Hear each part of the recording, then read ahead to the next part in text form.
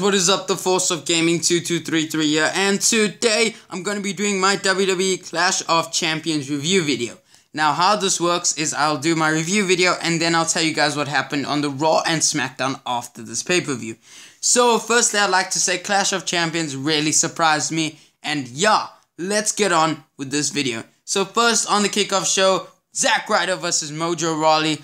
I was backing for Zack Ryder all the way, and Mojo Rawley won, which is pretty sad, and the match itself was really boring because it was on the kickoff show. So yeah, then on the main pay-per-view, we have the Bludgeon Brothers versus Breezango, and I knew this was going to be a squash match, guys. The match was freaking damn 10 seconds. I mean, the Bludgeon Brothers won. That was my prediction, so I'm glad my prediction was correct.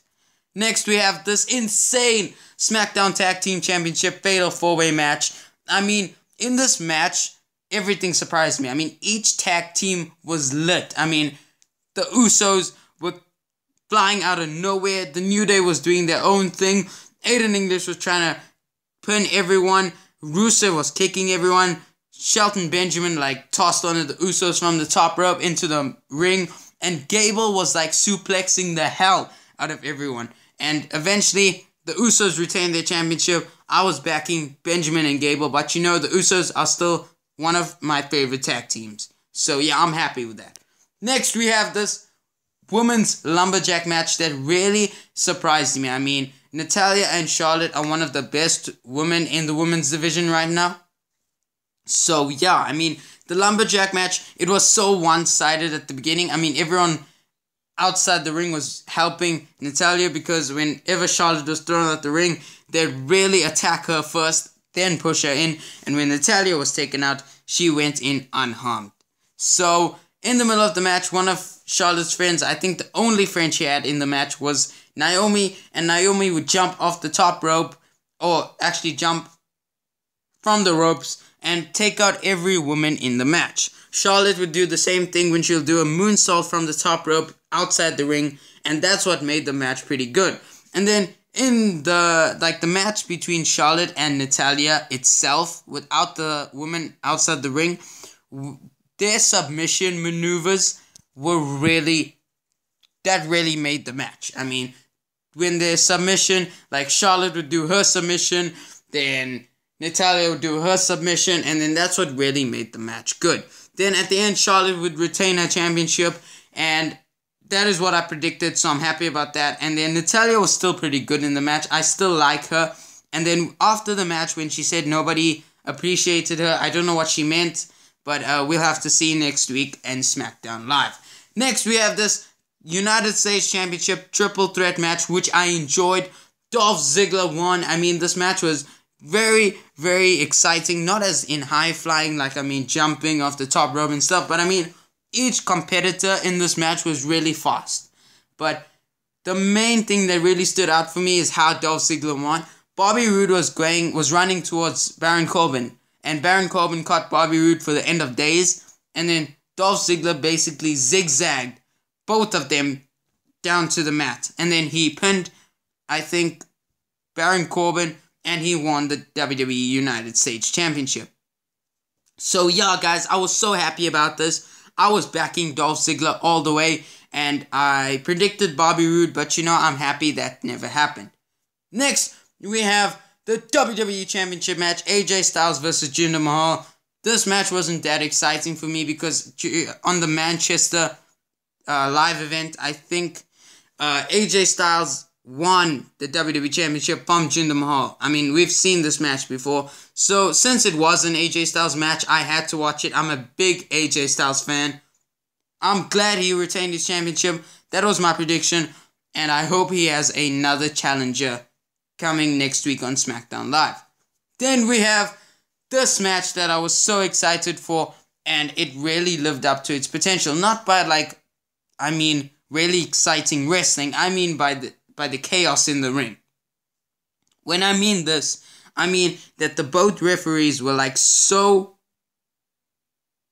they didn't work well with each other. I mean, there was so much chaos between these two.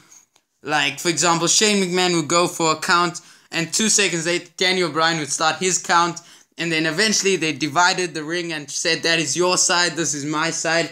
So what really happened during the match is that when Randy Orton, or I think Nakamura, was pinned, Shane McMahon was going for a 3 count, and then on the 3rd count he lifted his hand and didn't put it down. This made Daniel Bryan furious. Daniel Bryan started pushing Shane McMahon. Shane McMahon pushed back, and then, well, in the background, Randy Orton was going for RKO, and then it was reversed and he got pinned. And then Daniel Bryan would do the quickest 3 count you'll ever see. Shane McMahon tried to dive onto Daniel Bryan, but he missed, and Zayn and Owens won. So my prediction was wrong because I predicted Nakamura and Randy Orton to win. But yeah, I mean, the feud between Shane and Daniel, I hope this leads to a WrestleMania match and a in-ring return for Daniel Bryan. Then we have the Raw after Clash of Champions. Now, I know Clash of Champions was a Smackdown pay-per-view, but I really want to mention this. I mean, we are going to have a Women's Royal Rumble. 2 Royal Rumbles on the 28th of January on the same pay-per-view, guys. I can't wait for this.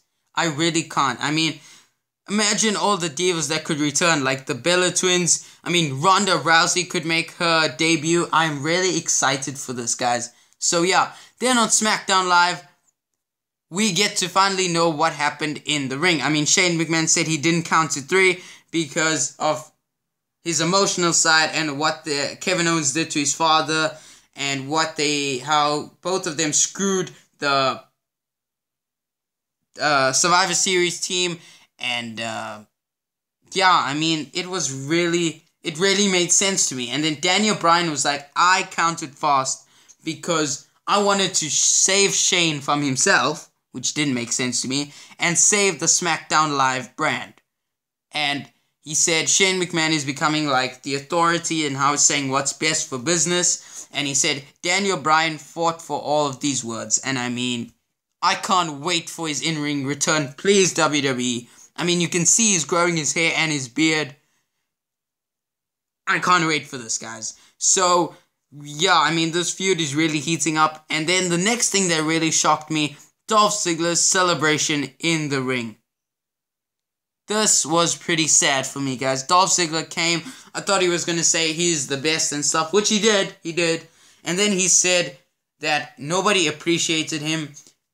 All the stuff he did in the past was just, nobody really liked him. So, I mean, I was never a big Dolph Ziggler fan until 2014 Survivor Series, Team Cena versus Team Authority. Lone Survivor, he took out Luke Harper, Kane, and if Triple H never take out the referee, Dolph Ziggler would have taken out Seth Rollins as well and basically win the entire match. That is when I started liking Dolph Ziggler. I mean, it was so insane. And then, I mean, it was pretty insane how he was the lone survivor. And then, when he won the WWE United States Championship at Clash of Champions, I was like, yes, he's finally getting a push. But then, he comes out on SmackDown Live, drops his title, and walks away. And I have no idea if he actually quit WWE or is it like a storyline. And the only way to find out is that next week's SmackDown Live, if he doesn't show up, then we know he quit WWE. I mean, I'm so sad about this. So yeah, guys, that is the end of my video. So please leave a like, comment, and subscribe to the Force of Gaming 2233. Peace out.